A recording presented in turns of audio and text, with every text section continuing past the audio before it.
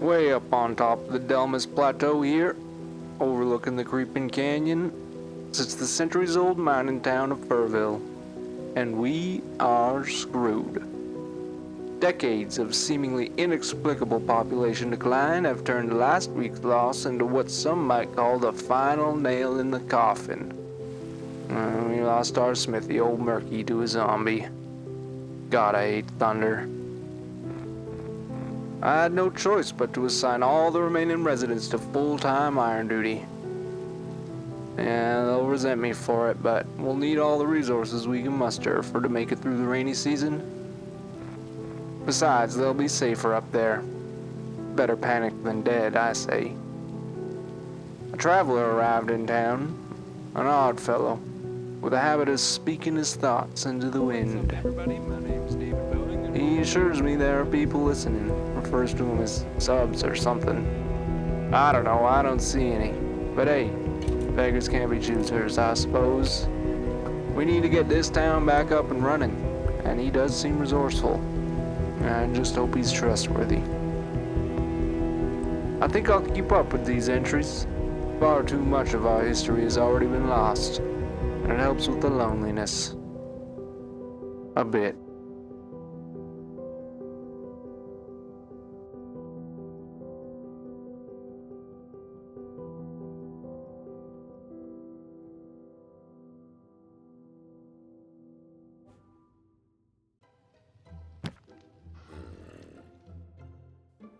Journal of Herb Gerb III, Mur of Ferville. That's probably not for me. Well, nice guy. I met with Herb, and I agreed to help him fix up his town here in exchange for unlimited use of his iron farm and better prices at his market. Once that opens back up, I don't see much in the way of arms around here, so I'm not sure I really needed his blessing, but, you know, I'm a nice guy. We'll do this the honest way. So here's what I'm thinking. I hear these villagers have been dropping like flies with all these zombies running around. So to fix that, we're gonna need to put up some walls. We need some fortifications. Oh, there's one of them now. It's got some good armor. But the problem is, the way this land is laid out here, that's gonna be pretty impossible. Without just having like some weird wall that goes down and back up, that's not gonna look so nice. So we're gonna have to fix that. We're gonna have to build some of this up. And secondly, this is maybe more just personal preference on my part, but I've been looking at this this Creeping Canyon, he called it. I don't know who comes up with these names, but I think the Creeping Canyon could use a facelift. And this is looking pretty boring. So we'll do that too. We'll get something more interesting going on here. And for that, I'm gonna need a bunch of coral. And I hear there's a coral reef somewhere up over here, over top of this mountain chain. So let's go take a look.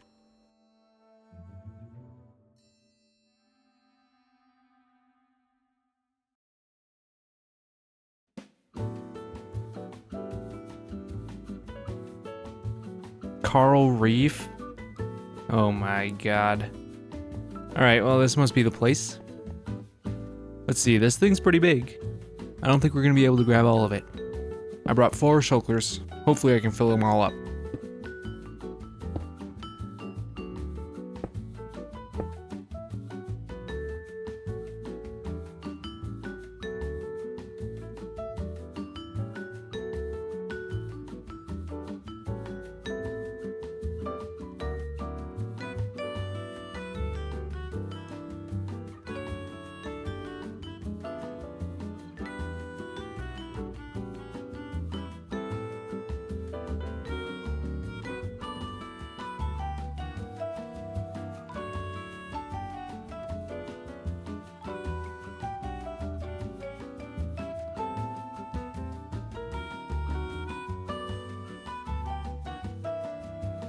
Well, 2 hours later, you can hardly even tell I was here, which is probably a good thing, because I think this could make for a pretty nice tourist destination at some point in the future.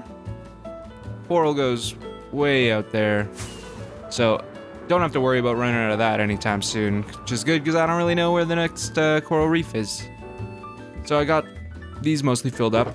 I mostly went for the brain coral because I use that a lot. These two are kind of split between the other types. Got some sea pickles. We got a bunch of coral and some fans. And I'm gonna need a bunch of other stuff, so let's go check in our storage and see what we've actually got left. And welcome to the storage room. So here's what we are working with. We got 1 shulker of grass. A little bit, I need about 2 shulkers, but we got a bunch of dirt, so we can make that work. Bunch of andesite, bunch of stone, bunch of deep slate, bunch of gravel, bunch of tuff, some granite and some cobbled deep slate, and then all of our coral that we just got. I realized in my little creative testing, I used mostly tube coral. I thought I used mostly brain coral. So I'm just gonna bring all this and we can sub in some other stuff. I think that'll be enough because I don't really want to go back to digging coral. The last thing that we need is basalt, and I don't have any of that.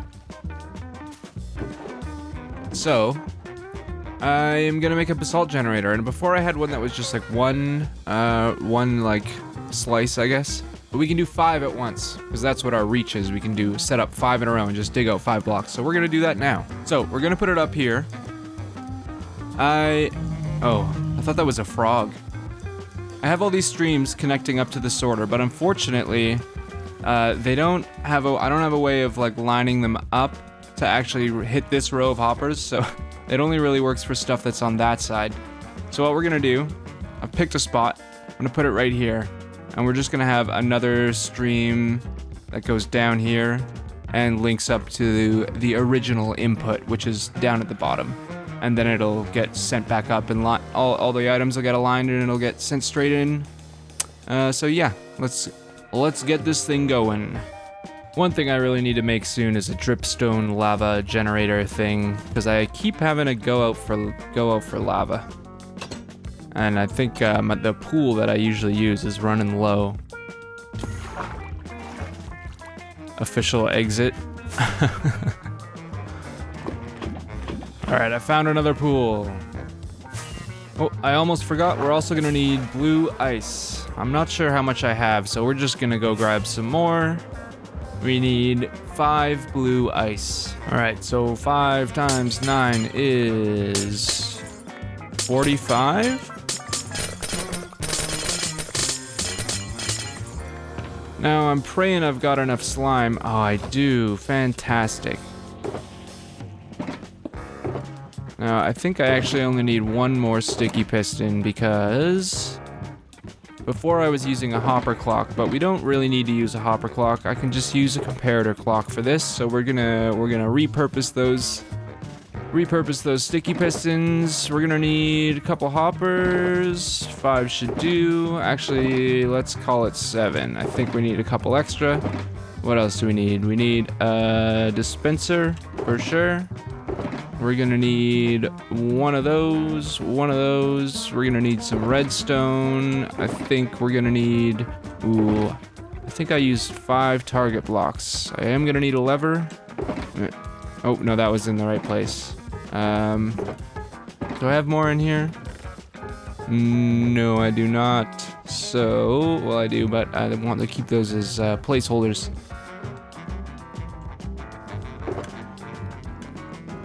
All right. Let's build this thing.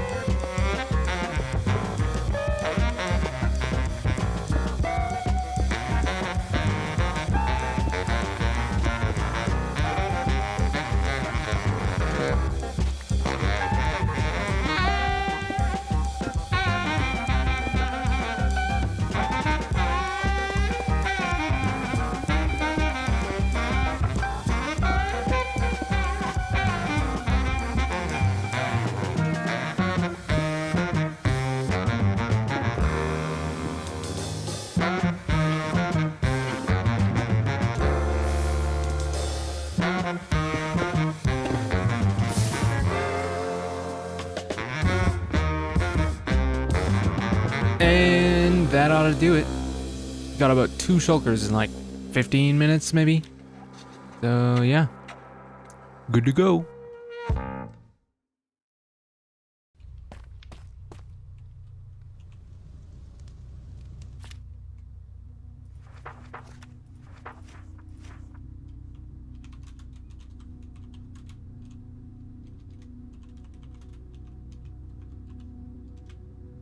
Well, I suppose I ought to introduce myself, in case some poor soul ends up having to read through this drivel someday.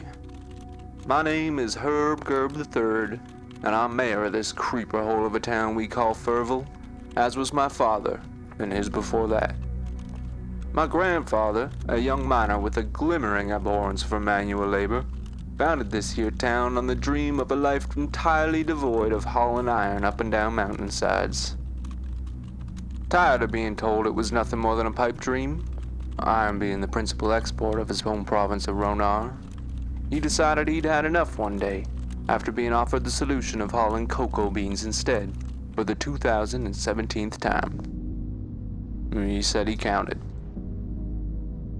With the more accessible iron deposits beginning to run dry, established mine shafts became less and less dependable, and people increasingly found themselves clambering up calcite deposits to scrape what little ore they could from the summits. The art of persuasion played nary a role in rounding up enough folks to join him in his new venture, though the medium was far from a stranger to him. And so, in the year of 2975, the town of Ferville was born, just over the border in the neighboring province of Delmas. Things started off well for Ferville. The nearby river leads neatly out to the ocean, providing the perfect means for transporting their most prominent resource at the time, lumber. And while crop variety was limited, the plateau offered plenty of space for the simpler crops, wheat, carrots, potatoes, that kind of thing. And one couldn't ask for a better place to raise cattle. But then came the rains. Most folks around here will tell you it's the wrath of some god or other, or some kind of curse. Many would blame my grandfather. I'd have half a mind to try them for treason if I thought we could spare the hands. That's nothing more than Mother Nature running her course, but it sure ain't caused us no small amount of grief. The water, when it comes, flows down the hill through town to get to the river. And between that and the relentless winds that come up through the canyon, the cliff on the south side of town has seen some serious erosion. I can't count how many shops and homes we've lost to flash floods and mudslides.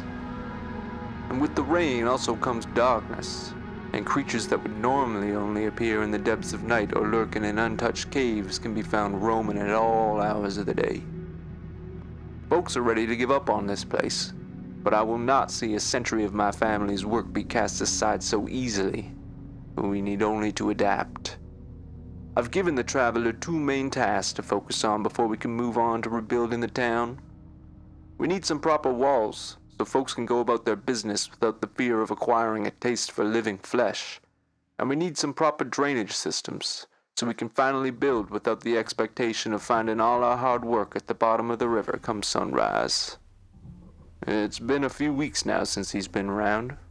Said he was off to gather resources, but I expected him back by now. Well, I pray it won't be much longer. 1 or 2 more big storms, and I fear we'll no longer be here to welcome him back.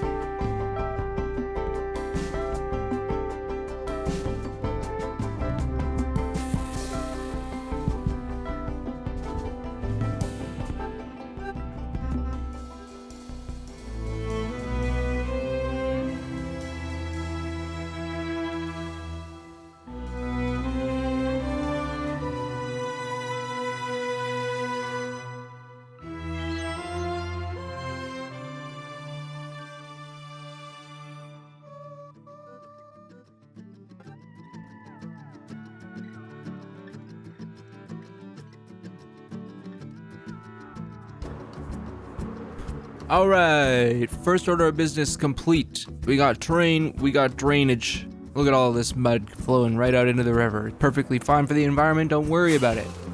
I tried to build all this up so that it's pretty safe. We're gonna light up this top area here and just make sure we have enough lighting that nothing can spawn and climb up. For the most part, it's not climbable. We might have to do some touching up, but we can just throw a little bit of glow lichen and stuff in here without messing it up too much, I think. Maybe on these spots are supposed to be brighter anyways. And then yeah, we can build our walls. So we'll need a wall right here to guard this entrance. And we'll need a wall that starts over here, goes around and connects up to this tower. And then this plot of land is going to be for Herb's house. We're going to build him a new house. I think this was his house before, but I've been using that house. And he's the mayor. He deserves a big house, right? That's what mayors do. Just, you know, skim a little bit off the top, take some of those taxes, build yourself a nice, big, extravagant home. That's what mayors do. This is something we're going to have to deal with. I'm thinking chests way up there at build height. Build limit height? I don't know. Cause yeah, that'll stop the snow and they won't render because we're far enough away. I don't plan on building anything too tall here, so I think that shouldn't be a problem. And then Herb's house won't get snowed on all the time. Let's check on Herb. How you doing, Herb? Good? Yeah, he's good. But yeah, that stuff's gonna be for next episode, I think, because it's time to put this episode out. I was supposed to put it out last week, but then I didn't finish it because I saw Etho's 6-story moss farm. And I thought to myself, well, geez, I need one of those, don't I? So I spent a week just in creative mode designing a moss farm, which turned out pretty good, actually. So we're gonna get to that. I think it's probably not as good, but, you know, it works. It runs. I don't get any cobblestone. And I don't get the lava popping out. So those are the two big problems that I managed to avoid. Yeah. Anyways, until next time. Yeah, enjoy yourselves. Have fun, play some Minecraft. All right? Okay, bye.